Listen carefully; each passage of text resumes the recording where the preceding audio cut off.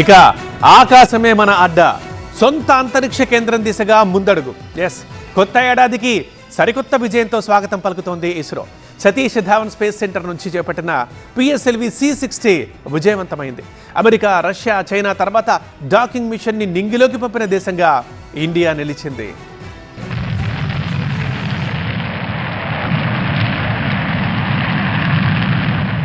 అంతరిక్ష విజయాలకు ISRO care of address గా మారింది.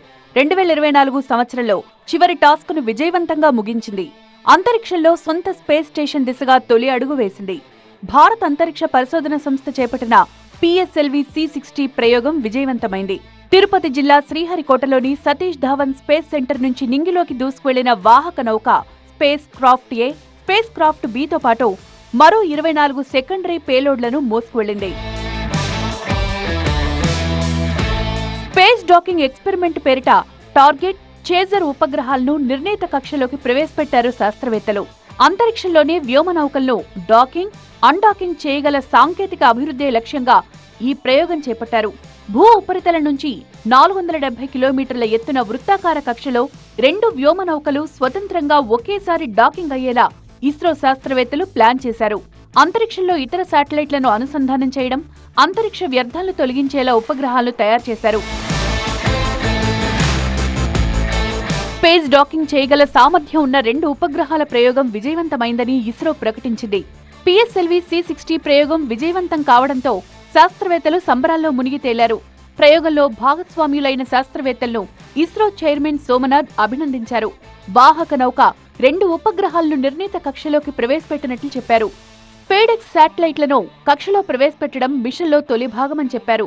డాకింగ్ ప్రక్రియకు మరో వారం సమయం పడుతుందన్నారు. జనవరి 7న డాకింగ్ జరిగే అవకాశం ఉందన్నారు సోమనాథ్. 2025 జనవరిలో 100వ రాకెట్ ప్రయోగం చేపడతామన్నారు. Very well as far as the rocket is concerned, so it has placed the satellite in the right orbit. The SpaceX 2 satellites are moved. You would have seen in the animation that they moved little one behind the other. So over the period of time, for the days, it will pick up further distance, travel to almost a 20-kilometer distance away. And then the rendezvous and docking process will start, and we hope that the docking process can happen in another 1 week. The nominal time is going to be approximately 7th of January.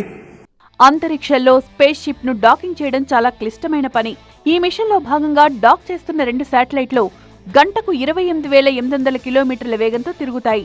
అంత వేగంతో కదులుతున్న ఉపగ్రహాల వేగాన్ని తగ్గిస్తూ dock చేయనుంది ఇస్రో. ఇది సవాళ్లతో కూడుకున్న పని. భూమికి 470 కిలోమీటర్ల ఎత్తులో ఈ శాటిలైట్లను అనుసంధానిస్తారు. ఇప్పటివరకు ఈ పరిజ్ఞానం కేవలం అమెరికా, రష్యా, చైనా వద్ద మాత్రమే ఉంది. ఇప్పుడు భారత్ కూడా ఈ దేశాల సరసన చేరనుంది. ఈ టెక్నాలజీ డెమాన్స్ట్రేషన్ తోటి మనం 4వ ప్లేస్లోకి వచ్చేసాం. కాబట్టి మనం కూడా స్పేస్ స్టేషన్ను బిల్డ్ చేసుకోవడానికి కావాల్సినటువంటి కీ ఎలిమెంట్స్ని, కీ టెక్నాలజికల్ స్కిల్స్ని, ఆ ఎక్స్పీరియన్స్ని మనం సాధించిన వాళ్ళం అవుతాం. భారతీయ అంతరిక్ష స్పేస్ స్టేషన్ ఏర్పాటు, చందమామపై వ్యోమగామిని దింపడం వంటి కీలక ఘట్టాలకు స్పేడెక్స్ మిషన్ తొలి అడుగ్గా చెప్తున్నారు శాస్త్రవేత్తలు. ఇస్రో త్వరలో మానవ సహిత గగన్యాన్ ప్రయోగంతో పాటు చంద్రయాన్ 4 శాంపిల్ రిటర్న్ మిషన్ చేపట్టబోతోంది. వీటన్నిటికీ ఈ స్పేస్ డాకింగ్ మిషన్ కీలకం కానుంది. PSLV C60 ప్రయోగం విజయవంతం కావడం పట్ల రాష్ట్రపతి ద్రౌపది ముర్ము, ప్రధాని మోదీ, ఏపీ సీఎం చంద్రబాబు హర్షం వ్యక్తం చేశారు.